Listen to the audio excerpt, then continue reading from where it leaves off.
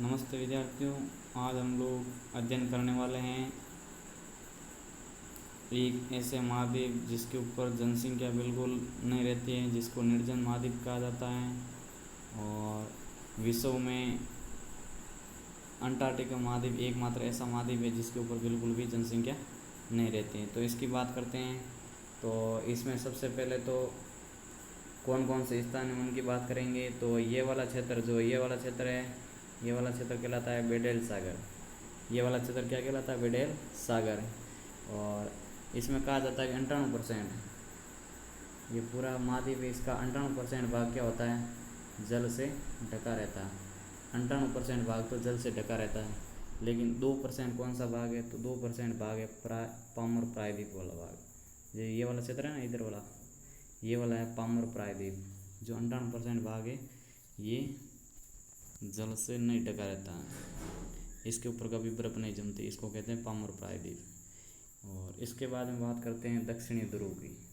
तो ये वाला भाग है जो क्या कहलाता है? इसका दक्षिणी ध्रुव। दक्षिणी ध्रुव बिल्कुल इसके महाद्वीप के बीचों बीच होता है। इसके बाद में बात करते हैं रोज सागर की। तो ये वाला क्षेत्र है, यहाँ पर है रोज सागर। और रोज सागर क्या? विश्व का सबसे बड़ा समुद्री जीव संरक्षित क्षेत्र कहलाता है। विश्व का सबसे बड़ा समुद्री जीव संरक्षित क्षेत्र कौन सा है? तो हो जाएगा रोज सागर। तो एक तो हो गई बेडेल सागर। बेडेल सागर की स्थिति कहाँ पर है? यहाँ पर आ जाएगी बेडेल सागर की स्थिति। और दूसरी रोज सागर की स्थिति कहाँ पर है? रोज सागर ये वाली स्थिति हो जाएगी। और रोज सागर क्या कहलाता है? विश्व का सबसे बड़ा समुद्री जीव संरक्षित क्षेत्र। इसके बाद में आती है पामर प्रायद्वीप। पामर प्रायद्वीप ऐसा क्षेत्र है जो अंटार्कटिका महाद्वीप है जिसके ऊपर बर्फ़ नहीं होती है। आपसे पूछ सकते हैं कि कौन सा क्षेत्र है जिसके ऊपर बर्फ़ नहीं जमी होती है? वो हो जाएगा इसका पामर प्रायद्वीप। और वापस पूछ सकता है दक्षिणी ध्रुव कहाँ आता है? तो दक्षिणी ध्रुव ये देखो मध्य बीचों बीच में आता है, ये वाला क्षेत्र है ना, ये हो जाएगा इसका दक्षिणी ध्रुव बीचों बीच। अब इसके बाद में बात करते हैं अगले वाले, जैसे अब आगे आ गया अफ्रीका महाद्वीप के बारे में। कौन सी पर्वत श्रृंखला है और कौन सी ज्वालामुखी, इसके बारे में बात करते हैं। तो देखो इसमें एक पर्वत श्रृंखला है, यहाँ पर एक पर्वत श्रृंखला है, ठीक है। इसको कहते हैं क्वीन मोड पर्वत श्रृंखला, क्वीन मोड पर्वत श्रृंखला। तो क्वीन मोड पर्वत श्रृंखला की स्थिति कहाँ पर है? यहाँ पर है। अब इसके पूछ सकता है कि सबसे ऊंची चोटी कौन सी है? तो इसकी सबसे ऊंची चोटी हो जाएगी mount Vinson massive. Mount Vinson massive ये हो जाएगी क्वीन मोड पर्वत श्रृंखला की सबसे ऊंची चोटी। और ये लगभग कितनी है? 5000 मीटर। कितनी है? 5000 मीटर इसकी ऊंचाई है। लगभग 5000 मीटर की माउंट विन्सन मैसिव की ऊंचाई है। इसके बाद में आपको पूछ सकता है क्या इसके ऊपर एक ज्वालामुखी भी है? तो यहाँ पर एक ज्वालामुखी क्षेत्र आता है। इस ज्वालामुखी क्षेत्र का नाम क्या? Mount Erebus. तो माउंट इरेबस विश्व का सबसे दक्षिणतम सक्रिय ज्वालामुखी कौन सा है? तो वो हो जाएगा माउंट इरेबस। इसके बाद में बात करते हैं अगले, और जिसमें है देखो आपके इस महाद्वीप को किस नाम से जाना जाता है? इस महाद्वीप को माना जाता है कि ये विज्ञान को समर्पित महाद्वीप। विज्ञान को समर्पित महाद्वीप होने का मतलब है इसके ऊपर ज़्यादातर खोज हुई। तो इसमें आपके भारत के द्वारा 3 क्षेत्र लगाए गए अनुसंधान। तो सबसे पहला क्षेत्र यहाँ पर है, तो इसका नाम है दक्षिणी गंगोत्री। और इसकी स्थापना पूछ ले तो आपको लिखनी 1983 के अंदर दक्षिणी गंगोत्री की स्थापना कहाँ पर की गई? अनुसंधान केंद्र की स्थापना। तो वो कहाँ की गई? वो कहाँ गई? इसमें की गई अंटार्कटिका महाद्वीप में। इसके बाद में बात आती है दूसरे महाद्वीप, दूसरा एक और अनुसंधान केंद्र यहाँ पर है जिसका नाम है मैत्री। और मैत्री की स्थापना पूछ ले तो 1989 के अंदर, ठीक है, 1989 के अंदर मैत्री की स्थापना की गई। ये यहाँ पर क्षेत्र आता है मैत्री, और ये है दक्षिणी गंगोत्री। अब इसके बाद में बात करें भारतीय, तो ये भी भारतीय अनुसंधान केंद्र यहाँ पर स्थापित किया गया है जिसकी स्थापना की गई 2003 में। 2003 में भारतीय की स्थापना की गई। इस प्रकार से 3 तो हो गई। इसके बाद में यहाँ वाला आर्कटिक सागर होता है, आर्कटिक सागर है ना, इसको कहते हैं आर्कटिक सागर क्षेत्र, ठीक है।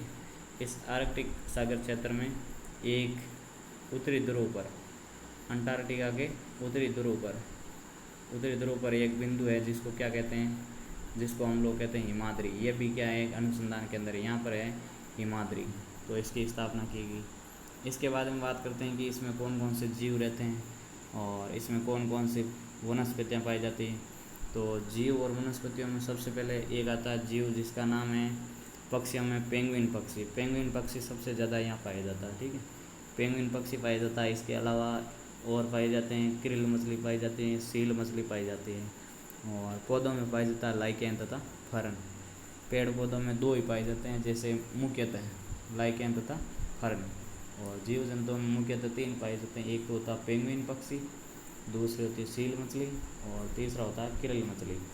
किरल मछली बिल्कुल छोटे आकार की होती है, जिसकी लंबाई लगभग होती है 3 से 5 सेंटीमीटर। तो भी मैं चित्र बता रहा हूँ जिसमें आप देख सकते हैं कि कैसा होता है ये अंटार्कटिक महाद्वीप कैसा है।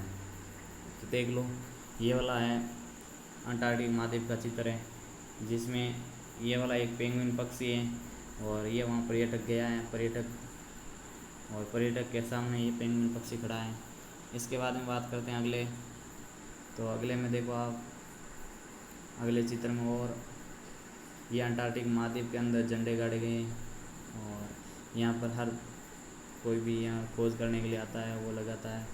इसके बाद में बात करते हैं, ये है देखो, ये इतने पर्यटक आ रखे हैं और ये इसका क्षेत्र है। और इसके बाद में अगले बात करते हैं, तो ये देखो उधर बर्फ़ के पहाड़ बने हुए हैं, ये है अंटार्कटिक महाद्वीप जिसके ऊपर बर्फ़ ही बर्फ़ है। और यहाँ पर्यटक भी आते हैं और ये पर्यटक के देखो आसपास में पेंगुइन पक्षी मिलेंगे आपको। अब पेंगुइन पक्षियों का एक बहुत बड़ा झुंड मिलेगा, देखो ये पेंगुइन पक्षियों का पूरा एक झुंड यहाँ पर खड़ा है। तो पेंगुइन पक्षी सब ज़्यादातर मिलते हैं इसके ऊपर। इसके बाद में बात करते हैं हम लोग, तो अगली बात है, जैसे ये फौरा है, जिसके ये कोई क्षेत्र है जिसमें पानी इकट्ठा हुआ है पिघलने से, बर्फ़ के पिघलने से पानी इकट्ठा हुआ है, जहाँ पर देखो आप ये फौरा सिस्टम बना रखा और अंदर बोटिंग भी चल रही है छोटी वाली। इसके बाद में बात करते हैं, तो ये पर्यटक क्षेत्र से लोग आए हुए पर्यटक क्षेत्र के लिए, तो इनके द्वारा सोने की व्यवस्था है इनके, देखो आप बैग रख के सब अपने अपने सो गए। इसके बाद में सोने के खाने पीने के यही करते हैं। इसके बाद में बात करते हैं ये वाला, इसको कहते हैं फर्न, ठीक है। ये एक प्रकार का फर्न है जो पोटेशियम की अधिकता होती है इसमें। फर्न में क्या होती है, सबसे ज़्यादा पोटेशियम होता है। इसके बाद में बात करते हैं, एक और पौधा आता है, इसको हम लोग क्या कहते हैं, लाइकेन कहते हैं, ठीक है। ये लाइकेन भी वहीं पाया जाता है, फर्न भी वहीं पाया जाता है। और ये है दूसरी लाइकेन की संरचना, जैसे लाइकेन इसी प्रकार से उगता है। तो इस प्रकार से हम लोगों ने पेड़ पौधों के बारे में जान लिया। और जिसकी आप बात कर रहे थे, जिसका नाम है क्रिल मछली, ये होती है क्रिल मछली। इसकी आकृति लगभग कितने होती हैं, मैंने बता दिया था, 3 सेंटीमीटर से 5 सेंटीमीटर तक क्रिल मछली की लंबाई होती है। ये बिल्कुल छोटी मछली होती है और यूरोपियन देशों में इसको सबसे ज़्यादा खाया जाता है। तो ये क्रिल मछली भी आ गई।